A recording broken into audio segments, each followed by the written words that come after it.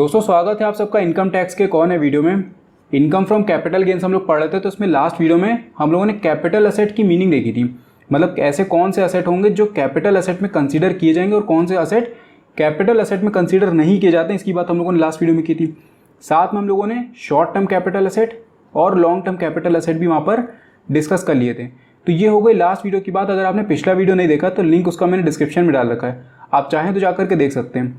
अब यहाँ पर हम लोग इस वीडियो में बात करने वाले हैं ट्रांसफ़र ऑफ कैपिटल असेट।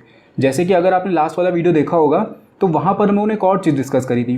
मैंने आपको ये बताया था कि जब आपको इनकम आपकी निकालनी होती है जो इनकम चार्जेबल होगी टैक्स के अंडर में, in case of income from capital gains में, तो उस इनकम को निकालने का जो पूरा प्रोसेस होता है वो हम लोगों ने वहाँ पर डिस्कस किया था। जैसे हम लोगों ने ये देखा था कि जो फुल कंसिडरेशन आप रिसीव कर रहे हो, ठीक है, या फिर अगर मान लीजिए आपने एक असेट को आपने ट्रांसफ़र किया है, ठीक है, अगर आपने फुल कंसिडरेशन रिसीव की या फिर अगर आपने उसको ट्रांसफ़र किया है, तो इस केस में जो वैल्यू आपको मिलती है उसमें से अगर आप कॉस्ट ऑफ एक्विजिशन और कॉस्ट ऑफ इम्प्रूवमेंट अगर हटा देते हैं तो वहाँ पर आपको मिल जाता है अपना कैपिटल गेन। अब वो कैपिटल गेन शॉर्ट टर्म भी हो सकता है और लॉन्ग टर्म भी हो सकता है, ठीक है, तो वो आपको मिल जाता है। उसके बाद आप उसमें से एग्जेम्पशन हटाते हो और एग्जेम्पशन हटाने के बाद आपको जो इनकम यहाँ पर मिलती है वो इनकम आपकी चार्ज होती है टैक्स में under the head income from capital gains.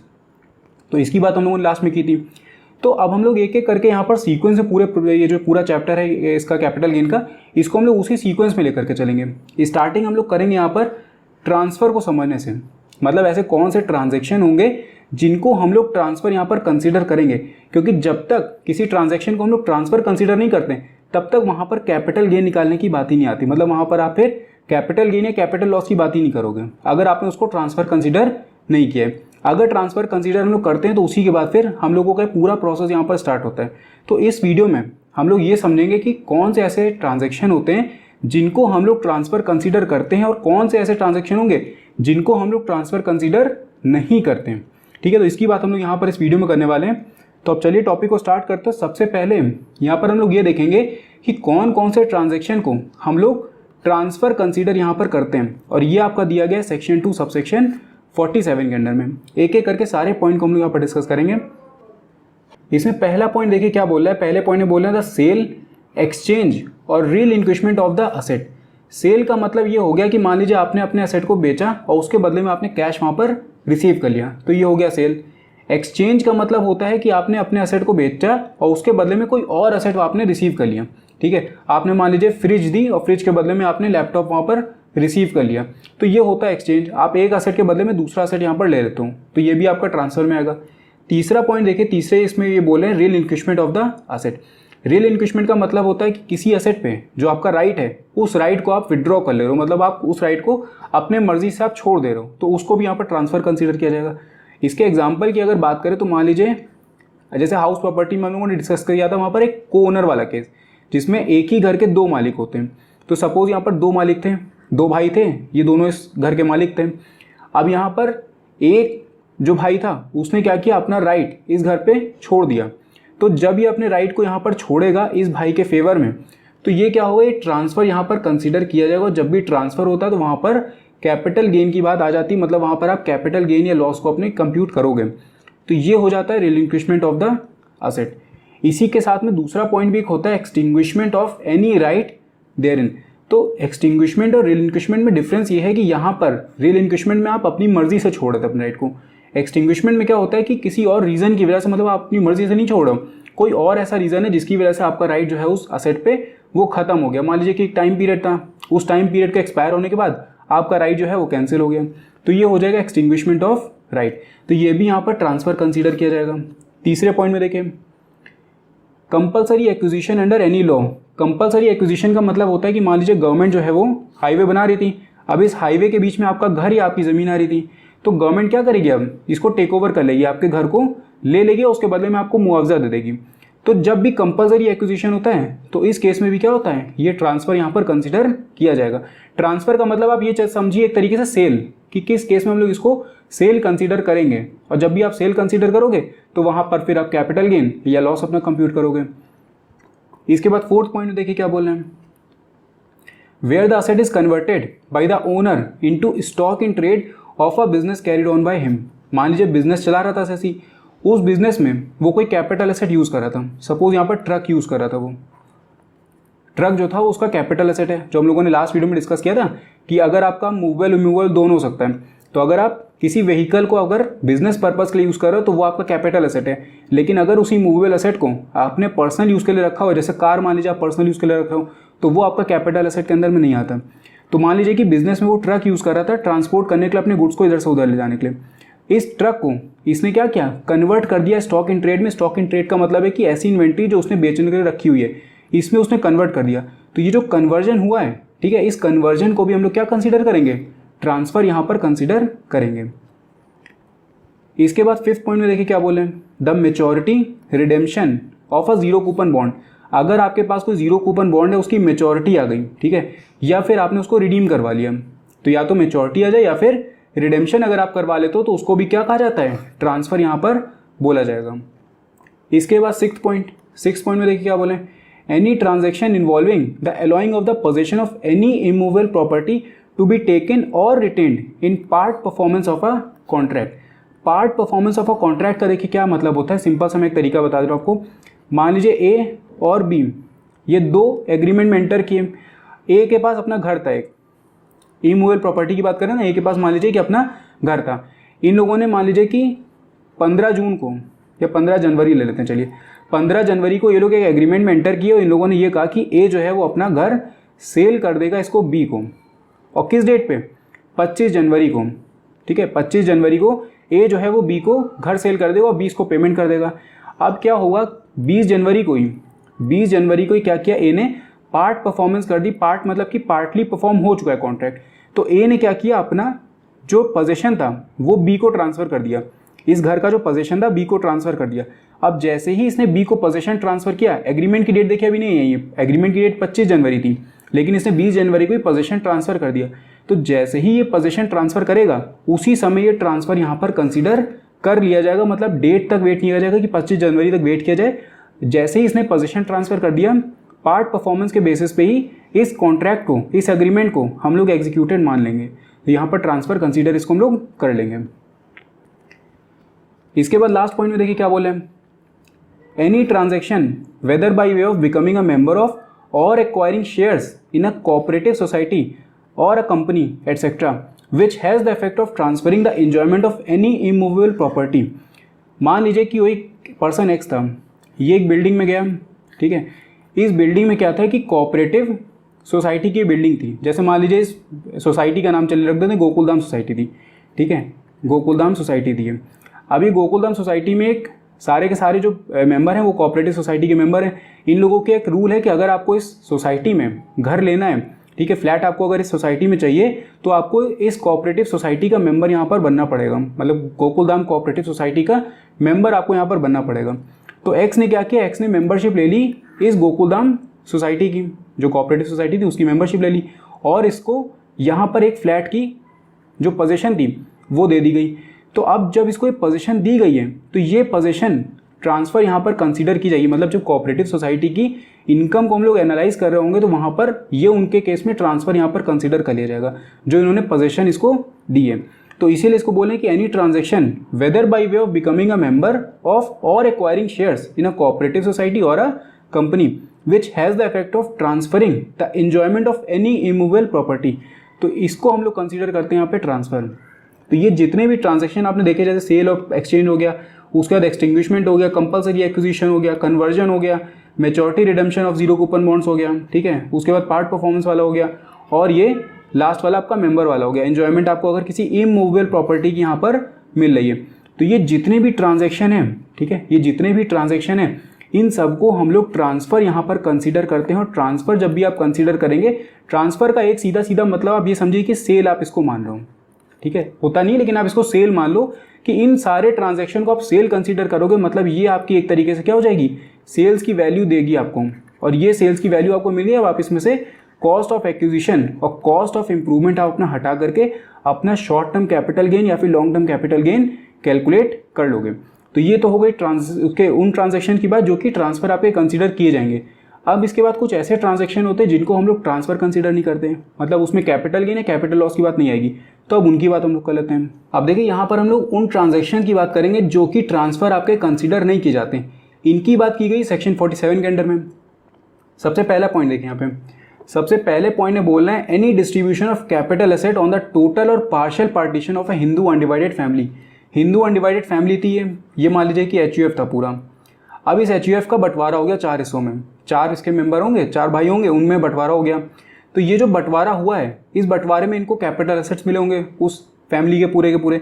तो जो ये बंटवारा हुआ है इसमें जो भी इनको कैपिटल एसेट मिले हैं ये ट्रांसफ़र यहाँ पर कंसिडर नहीं किए जाएंगे। मतलब जब HUF की इनकम को असेस किया जा रहा होगा तो उसमें ये जो ट्रांजैक्शन हुआ है इस ट्रांजैक्शन को ट्रांसफ़र कंसिडर नहीं किया जाएगा। इसके बाद सेकेंड पॉइंट देखें, any transfer of a capital asset under a gift और विल और एन इरिवोकेबल ट्रस्ट।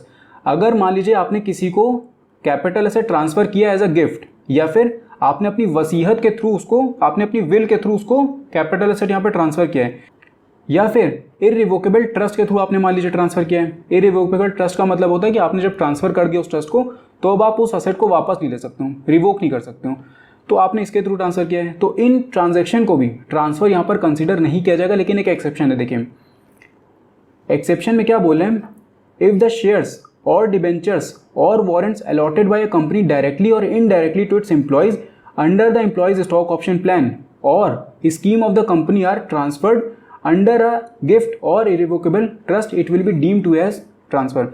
मतलब अगर मान लीजिए कि कंपनी ने ट्रांसफ़र किए हैं यहाँ पर शेयर्स, डिबेंचर्स, वारंट्स अपने एम्प्लॉयज़ को under a employees stock option plan, जो ESOP उनका चलता है उसके थ्रू उसने यहाँ पर ट्रांसफ़र किया, एज अ गिफ्ट ट्रांसफ़र किया हो या फिर एज अ इरिवोकेबल ट्रस्ट यहाँ पर ट्रांसफ़र किया हो, तो उन सारे ट्रांजैक्शन को हम लोग यहाँ पर ट्रांसफ़र कंसीडर कर लेंगे, चाहे वो एज अ गिफ्ट दिए गए हों चाहे एज अ इरिवोकेबल ट्रस्ट यहाँ पर दिए गए उनको। तो ये ट्रांजैक्शन को हम लोग यहाँ पर कंसीडर कर लेंगे एज अ ट्रांसफ़र। इसके बाद थर्ड पॉइंट में देखिए क्या बोल रहे हैं, any transfer of a capital asset by a company to its subsidiary company. अब अगर मान लीजिए होल्डिंग कंपनी है, ठीक है, होल्डिंग कंपनी अपनी सब्सिडरी कंपनी को यहाँ पर ट्रांसफ़र करी कैपिटल एसेट, तो जब भी होल्डिंग कंपनी अपनी सब्सिडरी कंपनी को ट्रांसफ़र करेगी कोई कैपिटल एसेट तो उसको हम लोग यहाँ पर ट्रांसफ़र कंसीडर नहीं करेंगे। लेकिन कंडीशन है इसके लिए, कंडीशन में देखिए क्या बोला है, if the parent company holds the whole of the share capital of the subsidiary company. जो सब्सिडरी कंपनी की जितनी भी शेयर कैपिटल है वो सारी की सारी कौन ओन कर रहा हूँ, यहाँ पर होल्डिंग कंपनी कर रही हूँ। उसके बाद the subsidiary company is an Indian company, और ये जो सब्सिडरी कंपनी है ये क्या होनी चाहिए, यहाँ पर इंडियन कंपनी ये होनी चाहिए। तो इस केस में अगर कोई कैपिटल एसेट ट्रांसफर होता है by the holding company to the subsidiary company तो इसको हम लोग ट्रांसफर यहाँ पर कंसीडर नहीं करेंगे। इसके बाद फोर्थ पॉइंट देखें, फोर्थ पॉइंट में सेम वही चीज़ है, बस यहाँ पर क्या है, any transfer of capital asset by the subsidiary company to the holding company. मतलब इस बार सब्सिडरी कंपनी जो है वो ट्रांसफर कर रही है कैपिटल एसेट किसको, होल्डिंग कंपनी को। तो इसमें भी सेम टू सेम वही कंडीशन होगी, क्या बोले, if the whole of the share capital of the subsidiary company is held by the holding company and the holding company is an Indian company. पिछली बार में सब्सिडरी कंपनी मतलब जो receive कर रही है वो इंडियन कंपनी होनी चाहिए, इस बार ये इंडियन कंपनी होनी चाहिए। मतलब जो होल्डिंग कंपनी ये इंडियन कंपनी होनी चाहिए, साथ में जितने भी शेयर कैपिटल है सब्सिडरी कंपनी के पास में वो सारी की सारी कौन ओन कर रहा हो, होल्डिंग कंपनी यहाँ पर ओन कर रही हो। तो इस केस में भी हम लोग इसको ट्रांसफ़र कंसीडर नहीं करेंगे। लेकिन इसमें इन दोनों पॉइंट्स में एक एक्सेप्शन है, ये देखें, any transfer of capital asset as per clause 3 and 4 above, जो 3 और 4 में आपको पॉइंट्स बोले गए हैं, shall be treated as transfer if the transfer is made as stock in trade.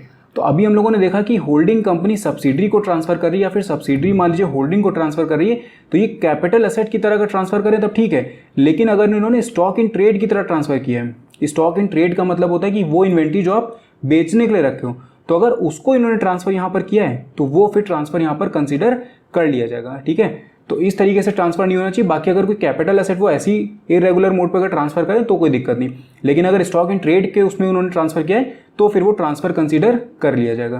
तो ये 4 पॉइंट हम लोगों ने यहाँ पर डिस्कस कर लिए। इसके बाद 5th पॉइंट में देखिए क्या बोल रहे हैं, any transfer in a scheme of an amalgamation of a capital asset by the amalgamating company to the amalgamated company if the amalgamated company is an Indian company. अब जो एमलगमेटिंग कंपनी होती है इसको हम लोग ट्रांसफरर कंपनी बोलते हैं, और जो एमलगमेटेड कंपनी होती है इसको हम लोग ट्रांसफरी कंपनी बोलते हैं। समझते हैं क्या, देखें, मान लीजिए कंपनी ए जो थी वो जाकर के मर्ज हो गई कंपनी बी में। जो कंपनी ए थी उसने अपना पूरा का पूरा बिजनेस बेच दिया कंपनी बी को, जाकर के मर्ज हो गई कंपनी बी के साथ में। तो यहाँ पर जो ए कंपनी है इसको हम लोग बोलेंगे एमलगमेटिंग कंपनी, ठीक है, एमलगमेटिंग कंपनी या फिर ट्रांसफेरर कंपनी। ट्रांसफेरर कंपनी इसलिए क्योंकि ये अपना बिजनेस क्या कर रही है, ट्रांसफर कर रही है कंपनी बी को। तो ट्रांसफर कर रही है अपने बिजनेस को कंपनी बी को, तो इसीलिए इसको बोलते हैं ट्रांसफेरर कंपनी। और जो कंपनी बी है इसको हम लोग बोलेंगे क्या, इसको हम लोग बोलेंगे एमलगमेटेड कंपनी, ठीक है, एमलगमेटेड कंपनी या फिर ट्रांसफेरी कंपनी। तो ये आप समझ गए कि एमलगमेटिंग कंपनी और ट्रांसफेरर कंपनी क्या होती है और एमलगमेटेड कंपनी और ट्रांसफेरी कंपनी क्या होती है। अब जब एमलगमेशन हो रहा है तो इसमें क्या होता है कि कंपनी ए जो है, जो एमलगमेटिंग कंपनी है, ये अपने कैपिटल एसेट को कंपनी बी को ट्रांसफर करेगी। तो जो कैपिटल एसेट कंपनी ए कंपनी बी को ट्रांसफर कर रही है in a scheme of amalgamation, उसको हम लोग यहाँ पर ट्रांसफर कंसीडर नहीं करेंगे अगर जो एमलगमेटेड कंपनी है, मतलब कंपनी बी जो है, अगर ये क्या है, भारतीय कंपनी है, यानी कि इंडियन कंपनी अगर यहाँ पर है, तो उस केस में हम लोग इसको ट्रांसफर यहाँ पर कंसीडर नहीं करेंगे। इसके बाद 6th पॉइंट देखें। 6th पॉइंट में क्या बोले, transfer of capital assets by the demerged company to the resulting Indian company in a scheme of demerger. तो इसमें क्या होता है, डीमर्जर का केस देखिए क्या होता है। मान लीजिए कंपनी ए बी करके एक कंपनी थी, इसका डीमर्जर हो गया। जैसे मारुति सुजुकी में आप देखते हैं कि मारुति अलग हो गई और सुजुकी अलग हो गई, ठीक है। हीरो होंडा में हीरो अलग हो गया, होंडा अलग हो गया, तो ये डीमर्जर का केस होता है। तो उसी तरीके से मान लीजिए कि कंपनी ए बी थी, ये डिवाइड हो गई, डीमर्ज हो गई कंपनी ए और कंपनी बी में। तो यहाँ पर इसको हम लोग ए बी को बोलते हैं डीमर्ज्ड कंपनी, ठीक है। ए बी कंपनी जो है उसको हम बोलते हैं डीमर्ज्ड कंपनी, और कंपनी ए और कंपनी बी जो है इनको हम बोलते हैं रिजल्टिंग कंपनी। तो जब भी अब डीमर्ज हो रही है, जैसे एमलगमेशन क्या हुआ था कि कंपनी ए ने अपने बिजनेस को कंपनी बी को ट्रांसफर किया था, तो उसमें क्या हो रहा था, यहाँ पर देखिए, यहाँ पर डीमर्जर में क्या होगा, अब कंपनी ए बी जो है ये डीमर्ज हुई, ठीक है, ये टूट गई। तो ये टूटने के बाद इसने क्या किया, अपना बिजनेस कंपनी और कंपनी बी को ट्रांसफर कर दिया। तो जब भी डीमर्जर होगा तो यहाँ पर जो डीमर्ज कंपनी अपने कैपिटल एसेट्स को ये इसको रिजल्टिंग कंपनी को ट्रांसफर करेगी, मतलब कंपनी ए और कंपनी बी को जो ट्रांसफर करेगी उस कैपिटल एसेट या ट्रांसफर को हम लोग ट्रांसफर कंसिडर नहीं करेंगे अगर ये जो रिजल्टिंग कंपनीज हैं ये दोनों क्या हैं, इंडियन कंपनीज अगर हैं। तभी देखिए यहाँ पे क्या लिखा हुआ है, resulting Indian company in a scheme of demerger. इसी के बाद 7th पॉइंट देखिए, सेम इसी से related, transfer or issue of shares by the resulting company to the shareholders of the demerged company in a scheme of demerger. अभी जैसे हम लोगों ने बात की, कंपनी ए बी थी, इसका डीमर्जर हो गया कंपनी ए और कंपनी बी में। तो अब कैपिटल एसेट तो ए बी ट्रांसफर करेगा, मतलब ये कैपिटल एसेट इसने दिए और कैपिटल एसेट क्या हुआ, बी को दिए। मतलब ए बी ने अपने कैपिटल एसेट कंपनी ए को भी दिए और कंपनी बी को भी दे दिए जो बचे हुए थे।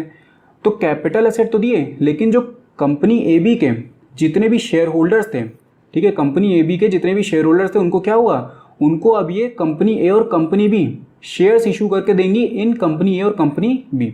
मतलब कंपनी ए जो कैपिटल एसेट रिसीव कर रही है कंपनी ए बी से, उसके बदले में वो उसको क्या देगी, शेयर्स देगी, ठीक है। उसी तरीके से कंपनी बी को जो कैपिटल एसेट मिले हैं बाई कंपनी ए बी, उनको वो क्या इशू करके देगी, शेयर्स इशू करके देगी यहाँ पे। तो उसको भी यहाँ पर ट्रांसफर कंसीडर नहीं किया जाएगा, वो जो शेयर्स इशू हो रहे हैं उसको भी यहाँ पर ट्रांसफर कंसीडर नहीं किया जाएगा। तो यही चीज़ यहाँ पर बोली कि transfer or issue of shares by the resulting company to the shareholders of the demerged company in a scheme of demerger. इसके बाद यहाँ पर 4th पॉइंट देखिए, ये भी एमलगमेशन से रिलेटेड है। Any transfer by the shareholders in a scheme of amalgamation of capital asset being a share or shares held by him in the amalgamating company. तो ये भी अगर हो रहा है, मान लीजिए कोई शेयर होल्डर जो है वो एमलगमेटिंग कंपनी का, जैसे हम लोगों ने एक एग्जांपल लिया कि कंपनी ए जो थी वो एमलगमेट हो गई कंपनी बी में। तो जो कंपनी ए के जितने भी शेयर होल्डर्स हैं वो क्या करेंगे, कंपनी ए के जो उनके पास में शेयर्स थे, देखिए कंपनी ए मर्ज हो गई जाकर के कंपनी बी में, ठीक है। तो कंपनी ए के जितने भी शेयर होल्डर्स थे वो क्या करेंगे, उनके पास में कंपनी ए के शेयर्स थे, तो वो लोग अब क्या करेंगे, एक्सचेंज करेंगे अपने shares with company B shares. तो इसने क्या किया, अपने शेयर्स को कंपनी बी को ट्रांसफर कर दिए, क्योंकि पूरी की पूरी कंपनी से मर्ज हो गई तो उनके शेयर होल्डर्स भी तो उनके हो गए। तो इसने इस शेयर होल्डर्स ने क्या किया, अपने शेयर्स कंपनी बी को यहाँ पर ट्रांसफर कर दिए। तो ये जो ट्रांसफर ये लोग कर रहे हैं इसको भी हम लोग ट्रांसफर कंसीडर नहीं करेंगे, लेकिन कंडीशन इसके लिए, कंडीशन देखिए क्या है, if the transfer is made in consideration of the allotment to him of any shares or shares in the amalgamated company. मान लीजिए कि अगर कंपनी बी, जो शेयर्स कंपनी बी ने रिसीव किए हैं शेयर होल्डर से, अगर उसके बदले में मान लीजिए कैश पेमेंट कर देती है, ठीक है, अगर कैश में पेमेंट कर दिया तब तो फिर ये ट्रांसफर कंसीडर हो जाएगा। लेकिन अगर मान लीजिए इसने क्या किया, जो शेयर्स इसने रिसीव किए शेयर होल्डर से ऑफ कंपनी ए के जितने भी शेयर्स थे वो उसने रिसीव किए कंपनी बी ने, इसके बदले में क्या कर रही है, अपने शेयर्स इनको दे रही है। मतलब उस कंपनी ए के शेयर्स लिए और अपनी कंपनी के शेयर्स उनको पकड़ा दिए इन कंसिडरेशन, मतलब उसी पैसे के बदले में अपने शेयर्स अगर पकड़ा दिए तो फिर ये यहाँ पर इसे ट्रांसफ़र कंसीडर नहीं किया जाएगा। अगर मान लीजिए कैश में पेमेंट हो जाता तो फिर ये ट्रांसफ़र कंसीडर हो जाता। उसके बाद देखिए क्या बोले, the amalgamated company is an Indian company. तो ये हम लोगों ने पहले भी देखा कि जो एमलगमेटेड कंपनी वो क्या होनी चाहिए, इंडियन कंपनी यहाँ पे होनी चाहिए। तो दो कंडीशन हो गई, अगर कोई शेयर होल्डर अपने शेयर्स ट्रांसफर कर रहा है, ठीक है, एमलगमेटिंग कंपनी का शेयर होल्डर है, वो अपने शेयर्स ट्रांसफर कर रहा है एमलगमेटेड कंपनी को, और उनके बदले में अगर वो रिसीव कर ले रहा है एमलगमेटेड कंपनी के शेयर्स, तो वो ट्रांसफर यहाँ पर कंसीडर नहीं किया जाएगा अगर एमलगमेटेड कंपनी क्या है, इंडियन कंपनी यहाँ पर है। और एक पॉइंट यहाँ पर और दिया हुआ है, ये देखिए, except where the shareholder itself is the amalgamated company. तो हम लोगों ने जो एग्जांपल लिया था कि कंपनी ए जाकर के मर्ज हो जाती है कंपनी बी में यहाँ पे।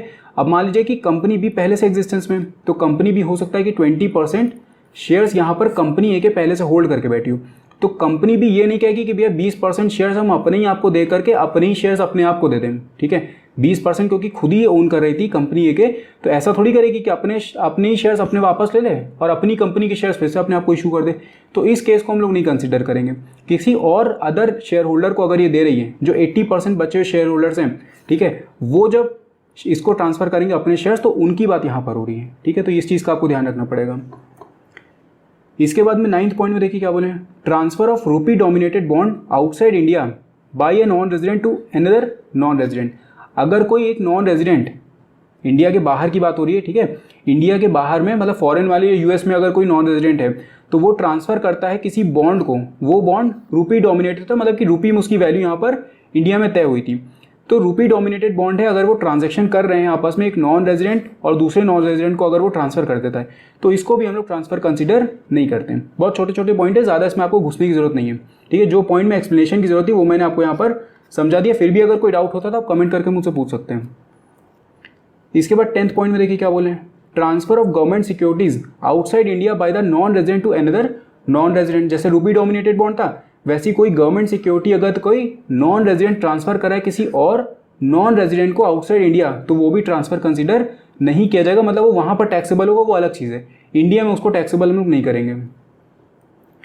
इसके बाद 11th पॉइंट में देखिए क्या बोले, redemption of sovereign gold bonds issued by RBI under the sovereign gold bond scheme 2015 by an individual. अगर कोई एक इंडिविजुअल असेसी है, वो रिडेम्पशन करवा रहा है किसी सोवरेन गोल्ड बॉन्ड्स का which is issued by reserve bank of India, तो उसको भी हम लोग यहाँ पर ट्रांसफ़र कंसीडर नहीं करेंगे। मतलब जो पैसा उसको मिल रहा है वो उसका पूरा का पूरा यहाँ पर एग्जेम्प्ट हो जाएगा। इसके बाद 12th पॉइंट में देखिए क्या बोले, any transfer of a capital asset being any work of art, archaeological, scientific or collection, book, manuscripts, drawings, photographs or prints to the government or a university or the national museum, national art gallery, national archive or any such other public museum or institution as may be notified by the central government in official gazette to be of national importance or to be of renown throughout any state or states। जैसे example के लिए Indira Gandhi national centre for arts. तो मान लीजिए कि कोई एक ऐसा नेशनल म्यूजियम है या फिर कोई ऐसी आर्ट गैलरी है जो कि सेंट्रल गवर्नमेंट ने नोटिफाई की हुई है एज अ नेशनल इंपॉर्टेंस, मतलब वो काफ़ी रिनोन है और गवर्नमेंट की तरह से वो नोटिफाइड है। तो उसमें अगर आप कोई भी कैपिटल एसेट को अपने ट्रांसफ़र करते हो, कोई आर्ट ऑफ आपका जो कैपिटल एसेट है वो अगर कोई आर्ट का कलेक्शन है, ठीक है, या फिर कोई आर्कियोलॉजिकल कलेक्शन हो गया, या फिर साइंटिफिक कलेक्शन कुछ आपके पास में, या फिर कोई ड्राइंग है आपकी, कोई फोटोग्राफ है, जैसे मान लीजिए कि पुराने ज़माने की कोई फोटोग्राफ आपके पास में रखी हुई है, ठीक है, तो इनको अगर आप एक तरीके से वहाँ पर ट्रांसफ़र करते हो तो उसको हम लोग यहाँ पर ट्रांसफ़र कंसिडर नहीं करेंगे। अगर वो जो जहाँ पर आप ट्रांसफ़र कर रहे हो वो अगर नेशनल इंपॉर्टेंस का और उसको नोटिफाई किया है सेंट्रल गवर्नमेंट ने, तो ही हम लोग उसको कंसीडर नहीं करेंगे। लेकिन अगर किसी प्राइवेट को आप ऐसे ट्रांसफर कर दो तो फिर वो यहाँ पर ट्रांसफर कंसीडर हो जाएगा, मतलब उस पर आपको टैक्स यहाँ पर देना पड़ेगा। इसके बाद 13 पॉइंट देखें, 13th में क्या बोले, any transfer by way of conversion of debentures, debenture stock or deposit certificate in any form of a company into shares or debentures of that company. तो अगर आप कन्वर्ट करा रहे हो अपने डिबेंचर को, डिबेंचर स्टॉक को, या फिर डिबेंचर ये डिपॉजिट सर्टिफिकेट को of a company into shares or debentures उसी कंपनी के, तो यहाँ पर इनको हम लोग कन्वर्जन जो आप करवा रहे हो उस कन्वर्जन को ट्रांसफर कंसिडर नहीं करेंगे। और यहाँ पर 14 पॉइंट में देखिए क्या बोले, any transfer by way of conversion of preference shares of a company into equity shares of that company. तो अगर आपने प्रेफरेंस शेयर्स के बदले में इक्विटी शेयर्स उसी कंपनी के ले लिए तो उसको भी यहाँ पर हम लोग ट्रांसफर कंसीडर नहीं करेंगे। अब देखिए 15 पॉइंट में क्या बोल रहे हैं, any transfer of a capital asset in a transaction of a reverse mortgage under a scheme notified by the central government. तो अगर कोई कैपिटल एसेट यहाँ पर ट्रांसफर किया गया है in a scheme of reverse mortgage तो उसको भी यहाँ पर ट्रांसफर कंसीडर नहीं किया जाएगा। अब ये रिवर्स मॉर्गेज क्या होता है इसको अगर आप समझ लीजिए तो ये वाला पॉइंट आपको यहाँ पर क्लियर हो जाएगा जो भी है। रिवर्स मॉर्गेज की देखिए जो स्कीम होती है ये नॉर्मली सीनियर सिटीजन के लिए लाई गई थी। यहाँ पर क्या होता है कि अगर कोई सीनियर सिटीजन है उनके पास में कोई कैपिटल एसेट पड़ा हुआ है और ये कैपिटल एसेट अगर रेजिडेंशियल हाउस है जिसमें वो रह रहे हैं तो इस रेजिडेंशियल हाउस को ये क्या करते हैं, इसको मॉर्गेज यहाँ पर ये कर सकते हैं किसी हाउसिंग फाइनेंस कंपनी के पास में या फिर किसी शेड्यूल्ड बैंक के पास में जो कि अप्रूव्ड है इस काम के लिए, मतलब नोटिफाई किया हुआ सेंट्रल गवर्नमेंट ने इसी काम के लिए, इसी रिवर्स मॉर्गेज के लिए। अब मॉर्गेज की अगर हम बात करें, देखिए रिवर्स मॉर्गेज से पहले आप मॉर्गेज समझिए क्या होता है। मान लीजिए मॉर्गेज में ये आप हो, ठीक है, और ये आप किसी बैंक के पास में गए, आपने अपना एसेट यहाँ पर मॉर्गेज किया, गिरवी रखा, उसके बदले में आपने यहाँ पर लोन का अमाउंट उठा लिया। अब आप क्या करेंगे, इंस्टॉलमेंट आप पेमेंट करते रहेंगे इस लोन के, जिस दिन आपका लोन पूरा हो जाएगा उसी दिन आपको ये एसेट जो है आपका वो वापस मिल जाएगा। तो ये होता है नॉर्मल मॉर्गेज का केस। यहाँ पर क्या होता है कि जब ये सीनियर सिटीजन मॉर्गेज करते हैं अपना इस इंस्टीट्यूशन के पास में यहाँ पर घर, तो यहाँ पर ये सीनियर सिटीजन पेमेंट नहीं कर रहे हैं, यहाँ पर ये जो हाउसिंग फाइनेंस कंपनी या फिर ये जो शेड्यूल्ड बैंक है ये इनको लमसम पेमेंट भी कर सकता है या फिर नॉर्मल क्या करता है, एन्युटी इनकी बांध देता है। अब जितने घर की वैल्यू है, मान लीजिए इनके घर की वैल्यू अगर 10 लाख रुपए है तो नॉर्मल क्या होता है कि 60 से लेकर के 70% के बीच में, मतलब 6 लाख से लेकर के 7 लाख के बीच में टोटल अमाउंट इनको डिसबर्स किया जाएगा और वो लमसम भी पेमेंट हो सकता है और मंथली इंस्टॉलमेंट के फॉर्म में भी वो उनको पेमेंट कर सकते हैं। तो एक चीज़ ये हो गई। अब यहाँ पर रिवर्स मॉर्गेज इसको इसलिए हम लोग बोल रहे हैं क्योंकि यहाँ पर कोई भी पेमेंट जिसने मॉर्गेज किया है, कोई भी पेमेंट इंस्टॉलमेंट का वो नहीं कर रहा है। पेमेंट कौन कर रहा है, ये जो शेड्यूल्ड बैंक या फिर ये जो हाउसिंग फाइनेंस कंपनी ये इनको पेमेंट करेगी और ये पेमेंट इन एन्युटी का इनको तब तक करती रहेगी जब तक कि ये जिंदा है, तब तक इनको ये पेमेंट होता रहेगा। इनकी डेथ के बाद जो भी ये मॉर्गेज किया हुआ एसेट है इसको सेल कर दिया जाएगा और जो भी अगर मान लीजिए कुछ एक्स्ट्रा पैसा बचता है तो वो फिर इनके लीगल हायर को यहाँ पर पेमेंट कर दिया जाता है। नॉर्मली घर यहाँ पर ऐसा नहीं होता कि ये जो सीनियर सिटीजन है लोन का अमाउंट यहाँ पर वापस करें और इस घर को वापस से मॉर्गेज में छुड़ाएं, ये नहीं होता इसमें। इन्होंने एक बार मॉर्गेज कर दिया तो अब इनकी पेंशन बन गई, तो अब इनको लाइफ टाइम ये पेंशन यहाँ पर मिलती रहेगी और ये मॉर्गेज किया हुआ घर ऐसी मॉर्गेज पड़ा रहेगा। तो इसमें क्या होता है कि जब ये सीनियर सिटीजन इस घर को ट्रांसफर कर रहे हैं इस हाउसिंग फाइनेंस कंपनी को, तो इस ट्रांसफर को हम लोग यहाँ पर ट्रांसफर कंसीडर नहीं करेंगे। मतलब इस पर जो भी पेमेंट इनको मिल रहा है, मतलब ये जो एन्युटी इनको मिल रही है ये इनकी यहाँ पर टैक्सेबल नहीं होगी, या फिर अगर ये लमसम रिसीव कर रहे हैं उस केस में तो वो भी यहाँ पर ट्रांसफर कंसीडर नहीं की जाएगी। तो यही होता है हम लोगों का रिवर्स मॉर्गेज का केस।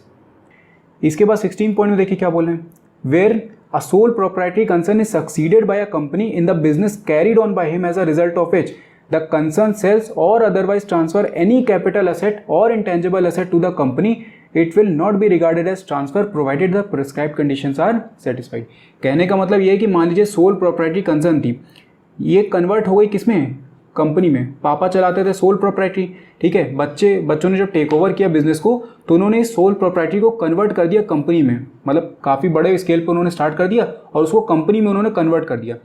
तो जो भी सोल प्रॉपर्टी के यहाँ पर कैपिटल एसेट थे, ठीक है, जो भी सोल प्रॉपर्टी के पास अपने कैपिटल एसेट थे वो ट्रांसफर किस में हो जाएंगे, कंपनी में ट्रांसफर हो जाएंगे।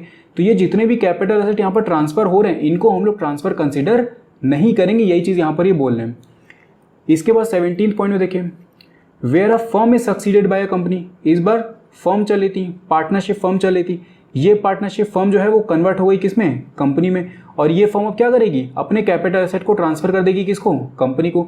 तो इसको भी यहाँ पर हम लोग क्या ट्रांसफर कंसीडर नहीं करेंगे। इसके बाद 18 पॉइंट में देखिए क्या बोले, वेयर अ प्राइवेट कंपनी और unlisted public company is converted into a limited liability partnership, मतलब एलएलपी में वो कन्वर्ट हो गई। जो प्राइवेट कंपनी थी, ठीक है, जो प्राइवेट कंपनी थी या फिर अनलिस्टेड पब्लिक कंपनी थी, किसमें कन्वर्ट हो गई, यहाँ पर एलएलपी में, यानी कि लिमिटेड लायबिलिटी पार्टनरशिप में। तो अब यहाँ पर जो प्राइवेट कंपनी थी वो क्या करेगी, अपने जितने भी कैपिटल एसेट थे वो सारे के सारे किसको ट्रांसफर कर देगी, LLP को ट्रांसफ़र कर देगी। साथ में जो इस प्राइवेट कंपनी के जितने भी शेयर होल्डर्स थे, ठीक है, अब उनके पास में ये परमिशन नहीं होती प्राइवेट कंपनी के पास में कि उनके शेयर होल्डर्स किसी और को अपने शेयर्स ट्रांसफ़र करें। तो जो शेयर्स जब ये प्राइवेट कंपनी ही यहाँ पर कन्वर्ट हो जा रही है LLP में, तो जितने भी शेयर होल्डर हैं वो अपने शेयर अब किसको ट्रांसफ़र कर देंगे, LLP को ट्रांसफ़र कर देंगे। तो ये जो शेयर होल्डर्स अपने शेयर्स ट्रांसफ़र कर रहे हैं इस LLP को, या फिर जो प्राइवेट कंपनी है अपने कैपिटल एसेट ट्रांसफ़र कर रही है इसको LLP को, तो ये यहाँ पर ट्रांसफ़र कंसिडर नहीं किया जाएगा। यही चीज़ आपको यहाँ पर बोल रहे हैं, where a private company is converted into a limited liability partnership and as a result of which the company transfers its capital asset or intangible assets to the partnership firm or the shareholders transfer their share held in such company, ठीक है, it will not be regarded as transfer provided the prescribed conditions are satisfied। तो इस point में यही चीज़ बोली गई है आपसे। इसके बाद 19th पॉइंट देखें। 19th पॉइंट में क्या बोले हैं, any transfer of land under a scheme prepared and sanction under section 18 of the sick industrial companies special provisions act 1985 by a sick industrial company which is managed by its workers cooperative, the exemption will be allowed if the land is transferred in the period commencing from the previous year in which the company becomes a sick industrial company and ending with the previous year in which the entire net worth of the company becomes equal to or exceeds the accumulated losses। तो यहाँ पर क्या बोल रहे हैं कि अगर मान लीजिए कि कोई सिक इंडस्ट्रियल कंपनी थी, ठीक है, सिक इंडस्ट्रियल कंपनी का मतलब होता है वाली कंपनी जो लगातार लॉस यहाँ पर इनकर कर रही है, तो उसको सिक यहाँ पर डिक्लेयर कर दिया जाता है। तो सिक इंडस्ट्रियल कंपनी जो है अगर वो कोई भी लैंड यहाँ पर ट्रांसफ़र करती है किसी को भी, तो वो जो लैंड ट्रांसफ़र किया जाएगा उसको ट्रांसफ़र कंसीडर नहीं हम लोग करेंगे कैपिटल गेन के अंडर में। और ये जो ट्रांसफ़र को हम लोग ट्रांसफ़र कंसीडर नहीं कर रहे हैं कैपिटल गेन के अंडर में, ये एक तरीके की एग्जेम्पशन है। और ये एग्जेम्पशन इनको कब तक की मिलेगी, मान लीजिए कि 2017 चल रहा था, ठीक है, 2017 में इनको ये जो इंडस्ट्री थी इसको सिक इंडस्ट्रियल कंपनी डिक्लेयर कर दिया गया गवर्नमेंट के द्वारा। अब इनको जब डिक्लेयर किया गया है, क्योंकि लॉस इनकर कर रहे थे, इनको डिक्लेयर कर दिया गया। अब ये एग्जेम्पशन इनको तब तक मिलेगी जब तक कि इनकी जो नेट वर्थ है वो या तो बराबर ना हो जाए या तो फिर एक्सीड ना कर जाए इनके एक्यूमुलेटेड लॉसेस को। सपोज यहाँ पर 2019 चल रहा था, 2019 में इनकी जो नेट वर्थ थी, ठीक है, वो एक्सीड कर गई, नेट वर्थ थी वो एक्सीड कर गई इनके एक्यूमुलेटेड लॉसेस को, जितना भी इनको लॉस हो रहा था उसको ही एक्सीड कर गई। मान लीजिए ये 15 लाख हो गई इनकी नेटवर्थ और इनके जो लॉसेस थे वो 10 ही लाख रुपए थे, तो इनकी नेटवर्थ एक्सीड कर गई। तो अगर नेटवर्थ एक्सीड कर गई तो इसका मतलब अब ये एक तरीके से सिक इंडस्ट्रियल कंपनी नहीं रह गए। तो जब ये सिक इंडस्ट्रियल कंपनी नहीं रह गए तो अब इनकी एग्जेम्पशन क्या मिलेगी इनको। तो यहाँ पर 2017 में जब इनको डिक्लेयर किया गया था तब से लेकर के 2019 जब तक इनसे वो सिक इंडस्ट्रियल का टैग नहीं ले लिया गया तब तक इनकी एग्जेम्पशन अवेलेबल रहेगी। इस पीरियड के बीच में ये कोई भी लैंड अगर ट्रांसफ़र करते हैं किसी को तो वो लैंड का ट्रांसफ़र कंसीडर नहीं किया जाएगा, उस पर कोई भी कैपिटल गेन का टैक्स नहीं चार्ज किया जाएगा। और इसके बाद लास्ट पॉइंट देखिए क्या बोल रहे हैं पॉइंट नंबर 20 में, any transfer of a share of a special purpose vehicle to a business trust in exchange of units allotted by that trust to the transferor. तो स्पेशल पर्पस व्हीकल का मतलब ये होता है कि मान लीजिए कोई एक कंपनी है बड़ी, ठीक है, इस कंपनी ने एक छोटा सा अपना एक और कोई कंपनी बना दी, इसको बोल गया स्पेशल पर्पस व्हीकल SPV। अब कोई भी रिस्की अगर कोई प्रोजेक्ट होगा तो उसको ये कंपनी डायरेक्टली ना अंडरटेक करके इस स्पेशल पर्पस व्हीकल के थ्रू में अंडरटेक करेगी ताकि रिस्क जो है वो कंपनी के ऊपर यहाँ पर ना आए। तो क्या होता है कि अगर मान लीजिए कोई भी शेयर ट्रांसफ़र किया गया इस स्पेशल पर्पस व्हीकल का बिजनेस ट्रस्ट को और उसके बदले में बिजनेस ट्रस्ट ने क्या किया है अपने यहाँ पर जो यूनिट्स हैं वो अलॉट किए इसको स्पेशल पर्पस व्हीकल को, तो इस ट्रांसफ़र को भी हम लोग यहाँ पर ट्रांसफ़र कंसिडर नहीं करेंगे। तो ये हम लोगों ने जितने भी पॉइंट्स थे जहाँ पर आपका ट्रांसफ़र कंसीडर किया जाता है, जहाँ पर आपका ट्रांसफ़र कंसीडर नहीं किया जाता, वो सारे के सारे पॉइंट हम लोगों ने डिस्कस कर लिए यहाँ पर, ठीक है। कोई भी तरीके का आपको डाउट होता है किसी भी पॉइंट से रिलेटेड तो आप कमेंट करके मुझसे पूछ सकते हैं। बाकी अगर वीडियो पसंद आया हो तो उसको लाइक करना मत भूलिएगा, साथ में चैनल को सब्सक्राइब ज़रूर कर दीजिएगा, क्योंकि इसके बाद हम लोग आगे के जो बचे हुए टॉपिक है उनको यहाँ पर कवर करने वाले हैं। मैं मिलता हूँ आपसे नेक्स्ट वीडियो में। Thank you.